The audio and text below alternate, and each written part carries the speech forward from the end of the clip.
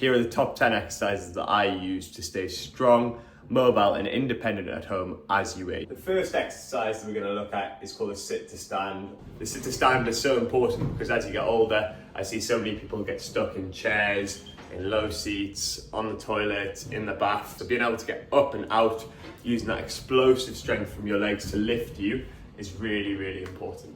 All you need for this one is a chair. Make sure your feet are shoulder width apart. Bring your arms across your chest like so. Lean forward in the chair, push up with your legs and stand up and sit back down.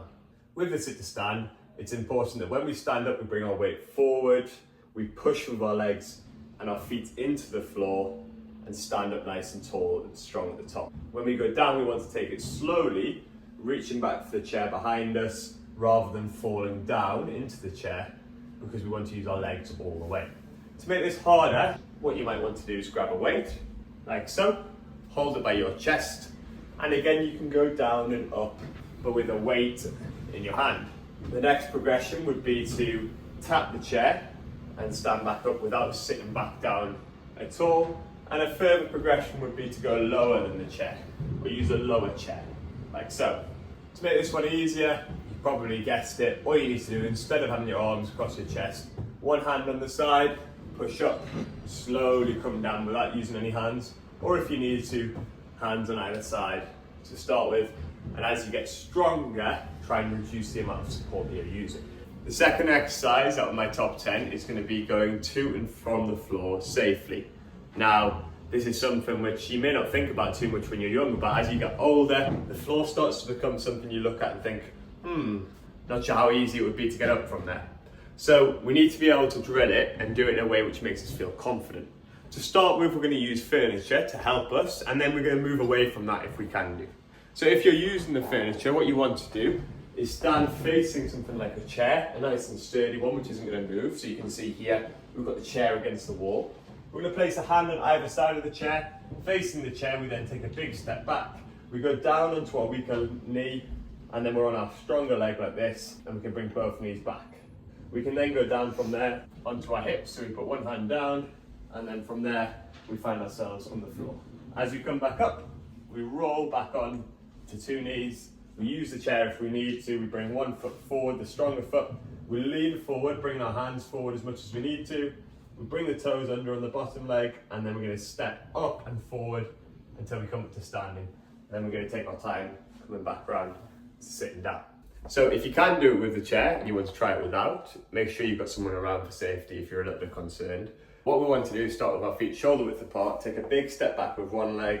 We're going to use our hand to come down to the floor and give us that extra point of support as we bend that back knee, and then we come down onto two knees. And again, it's the same idea. You can rock down using your hands onto your hip and then manipulate yourself from there into the position you want to get into.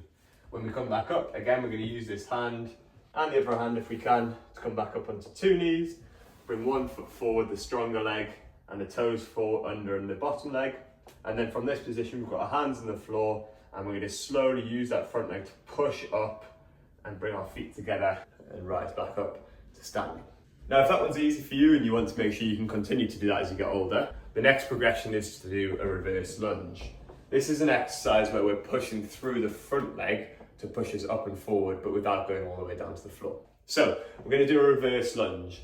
What we're going to do to start with, we're going to stand up nice and tall, feet shoulder width apart, have something to hold on to just for a little bit of balance, like I've got this covered here.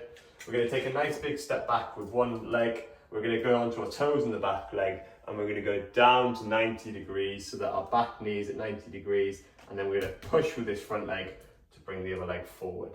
Now, the lower you go with that back leg, the harder this exercise is going to be. And you really want to think about pushing through that front leg as if this front leg is trying to push you up from the floor.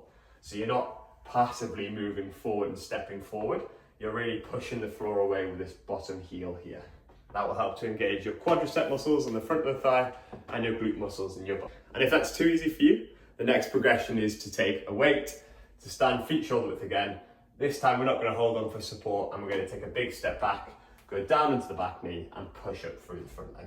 Exercise number 3 is going to be a balance exercise, and that's because we all know as we get older, our balance does tend to get worse. This can lead to falls, and because our bones are generally weaker as we get older, the increased risk of falls means that we also have an increased risk of fracturing a bone, which can lead to much greater health complications down the line.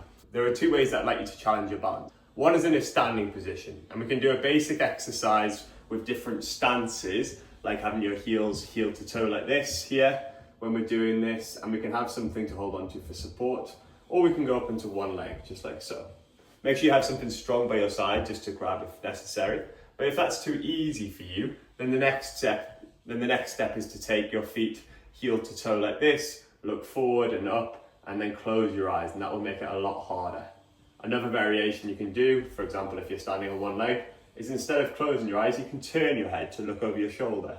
And you'll notice that that makes it a lot harder, and I was losing my balance even a little bit there at the end. So that's one way of testing your balance. Now, exercise number 4, we're going to take that balance that we started to build up in those single leg stances, and we're going to incorporate them into a more dynamic movement, because it's important we actually are able to balance while we're moving about, as that's when you're most likely to have a fall. So start by standing feet shoulder width apart, nice and tall in our posture. One leg's going to stay still, the other leg is going to step forward and back, and we're moving from heel to toe on the standing leg. So heel as I'm back here, to toe as I transfer my weight forward. And I'm always thinking about keeping my chin parallel to the floor to keep my posture nice and upright. And we're taking nice big steps. So each step that I take, this foot that's moving moves beyond the standing leg. So nice big strides. Again, have something to hold on to if you need, but if you can do without, that's even better for your balance. Swap sides, make sure you do both sides. Often people will find it more tricky on one side than the other, depending on their history of injuries, aches, pains, or strength discrepancy. The next exercise that we're going to do is going to be standing and marching on the spot. Now, this might sound easy, but if we do it really slowly like this, you'll notice that your body wants to tip and turn to allow you to keep your balance. Now, this is not only a good exercise for your balance and your core stability, but also it's actually important for your hip flexion. Now, hip flexion is what allows our legs to move up and forward when we take a step. And when people get older, often their steps become a little bit more shuffly like this. You may notice this when you see old people walking around the street. Now, that is obviously an exaggeration, but you can imagine compared to me and the steps that I will take, people won't take as big steps as that as they get older, and they'll start to be a little bit more tentative about how they move their feet. So what we want to do is make sure that we're strong in that hip flexion. So if we can slowly bring our knee up nice and high with the control, we're working not only our core strength and stability, but we're also working that ability of our hip to lift our knee nice and high. To progress this on, hold the weight out in front of you. Lift it nice and high, slowly return it, and then bring it back up again with the other knee. Up and down like so. And another progression would be to hold it if you can, and you've got the strength and stability above your head, like so. The next exercise we're looking at is a deadlift. Now, this is important because as we get older, certain things which are heavy, we often might leave to other people to pick up from the floor for us. This sometimes happens a little bit instinctively and without people really realising. Before they know it, they're not picking up anything which has got any real weight from the floor. And that's often because they're a bit worried about their back. But if you do it with the right technique, you can really save your back and continue to maintain that strength to keep you independent for longer. So a deadlift is where we're essentially standing either side of the object that we're lifting. Here I've got a 5 kilogram dumbbell. All we're going to do, soft knees, push the hips back behind me, keep the knees bent. I've got my back straight and my knees bent. I'm picking up the weight, keeping my shoulders straight, and I'm lifting the weight up. So we're going down and up, and I'm just, you can see, keeping my back straight and bending my knees and using my legs to lift the weight. So again, this is going to prepare our body if we need to lift things up from the floor. It's giving us the right technique, and it's also giving us that strength in the legs to push them up. Dumbbells are good for this, but you can also use kettlebells and try and progress the weight over time. This is a really good one that you can progress with heavier weights as you become more comfortable. But make sure you can maintain that accurate technique and not using your lower back and using your legs throughout the movement. Next, we have the push-up. Now, that may be a little bit tricky for you at this stage. That's absolutely fine. You may never get to that stage. But what we do want to do is be able to maintain that upper body strength to keep us being able to push things away from us. Now, how can we modify this? Well, there are different modifications that we can take. First one is coming down to your knees. This might still be too tough for you, and if you have achy knees, it might not be very comfortable, But for some people, that'll be a good adjustment and a good challenge. Similarly, we can stay on our knees and use a higher surface, something like the chair that I've got here. Or we can come up to our feet and we can change the angle depending on how hard we find it. So if the press up is quite difficult for you, just place your hands on the wall, look forward, hands down just below shoulder height, and then lower yourself to the wall and press back up again. And as you get stronger, you may be able to go down to a lower surface. Typical things I use with clients might be a kitchen countertop or maybe sort of a wash basin in a bathroom. Yeah, we've worked on the press up where we're pushing away, but we're using the muscles that help us to pull things towards us, like opening a heavy door, is also important. So we want to be able to use movements like rowing movements, like I'm going to show you here with this resistance band, to improve our strength in pulling directions.